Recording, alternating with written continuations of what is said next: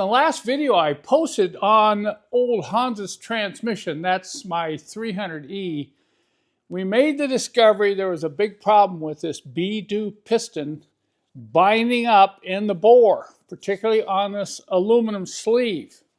But, and that's a big but, I was suspicious about the potential of other problems in the transmission, so I said I was going to take it apart. Boy, am I glad I took it apart. Can you imagine if I would have seen this problem and I would have said, hey, let's just put in a new B2 piston with a nylon sleeve and bolt that baby back up and put it back in the car. We would be ready to go, right? Boy, would I have been shocked, because could you imagine the feeling? You go out on the road and the transmission would still not shift. Let me show you what I found when I took this transmission apart. It was not pretty. So now we have removed the aluminum sleeve and the seal. Let's see how stiff this runs in that sleeve. Oh, you're kidding me. Look. See how it wants to bind up? Okay. I think we found the problem here. But because of what we saw when we took the valve body off inside the transmission, debris in the pan, we're going to go ahead and completely disassemble this 300E transmission. Here are the key wear components right here that we removed from Hansa's transmission. And we're going to take a close look at each one of the key wear points of these parts and decide whether they can be reused or whether they need to be replaced. First, we're going to take a real close look at the B2 assembly. This seems to be one of the high wear points and problem areas in these transmissions. And this would include the B2 piston, the B2 band, and the drum here. We'll start by looking at this drum here because it's very obvious. Look at the scoring. And if we rotate it around, we can actually see some heat marks where this has gotten really hot. It's been dragging. It's been really raising havoc here. And I'm convinced that this area right here is the reason the transmission wouldn't shift. So this needs to be replaced. This is too heavily scored. If you can catch your finger in these grooves, you really need to replace the drum. Now, the drums are available new. They're not, OE aren't available, but you can buy aftermarket. I think they're about $100 for the drum assembly. And then we're going to look at this, the band, the B2 band. And look,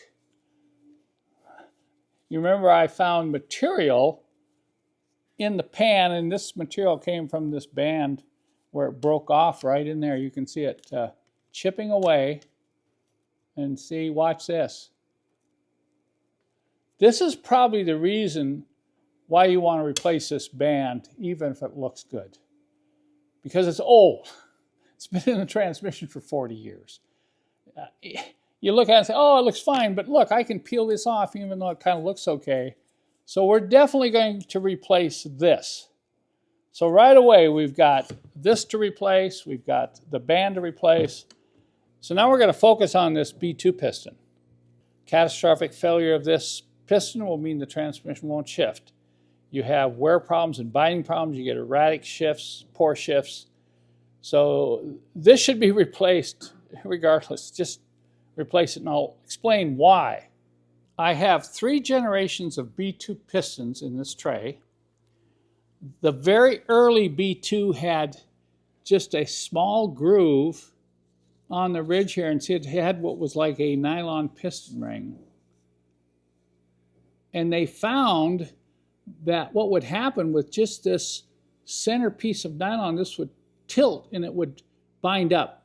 So you got, anytime you have aluminum on aluminum, with this moving in and out all the time, you have the potential for this rubbing, wearing, and also binding. If it just moves a little bit, those sharp edges will dig in and bind. So they decided, hey, we got to come up with something better.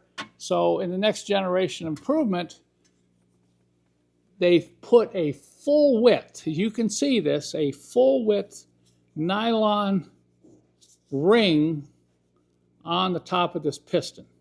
Now I'm looking at this one. This came out of the transmission that we're working on, and you've got some scoring and wear right in there. If this isn't moving smoothly in and out, you're going to have erratic or poor shifts. And in both these two versions here, the sleeve that these rode in was aluminum. So now you have the issue with aluminum rubbing on steel, and over time, that would start to score, and this would bind.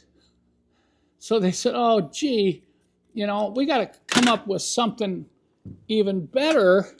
Look at this one. This is the one we removed from Hansa's transmission, and this was really binding. So now we have the current B2. This is the newest one you can buy. This is a genuine Mercedes part, and I think you're going to be surprised at the revisions they've made to this piston. On both of these early versions, there was a tendency for these to break apart. Literally break apart right in here, and of course, when that happened, you know, it was like catastrophic transmission failure. So the first thing they did, they beefed up that area. Look at the spring compression there. Look at the spring compression here, and look at the rocking. See the rocking? Now you push this one down, the rocking is minimized. So they beefed this whole area up so this wouldn't break. I think they solved that problem. The next thing they did was they went to a seal. Look at the difference. A little bit softer, and this is much less likely to bind as it moves in and out of the bore. And then they made one more change. So the third revision on the newest version is they decided to get rid of this aluminum sleeve. No sense in fixing this and not dealing with the problem of this wearing and binding over time. So they decided they needed something better than aluminum, and they came up with a nylon sleeve.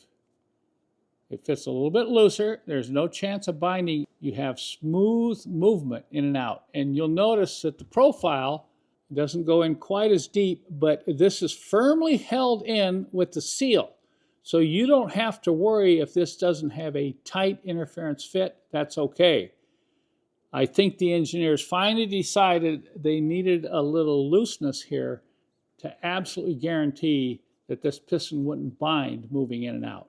So what have we learned here? Well, I think what I've learned is that every single 722.3 and 722.4 transmission out there, now that they're so old, needs to have an upgraded B2 and a nylon sleeve installed if you want the car to be reliable. Particularly if it's a daily driver, this is a key component. And to replace this, unless you have a W126, because on the W126, people have said that there's enough room up there to get this piston out and get the new one back in. I have not done it personally, but my feeling is, since there's other issues, primarily fluid leaks coming out of various seals and O-rings in these old transmissions, probably better to just take the transmission out, plan to replace the B2, and also plan to replace all the other seals and O-rings that are accessible from the outside of the transmission. The thing that's got me concerned here is why these burn marks. That really has to get hot. And this should just slip right off. And look at this. It's not coming off, and this also should rotate independently of this center section. We've got a problem right here, a big problem. This is literally frozen on here, probably due to excessive heat. So the lesson here is, if you're having B2 piston problems, don't assume that you can just pull out that B2 piston and replace it and expect all your problems to go away. We could have done that to this transmission, and it would have been a huge mistake, because we have an assembly here that there's something extremely wrong with due to overheat. So to prove my point, I'm going to show you this other assembly that we pulled out of a good 722.3 transmission.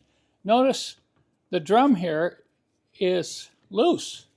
And if I put it up on end like this, notice that it moves separately from that center hub. This is an example of a transmission that has suffered catastrophic failure. And as with engines, I don't like to rebuild transmissions that have suffered this kind of severe damage because you don't know what else is going to be lying hidden when you go to put this thing all back together. So I'm not going to use this. Take a look at the inside of this one-way bearing. Look at the scoring in there.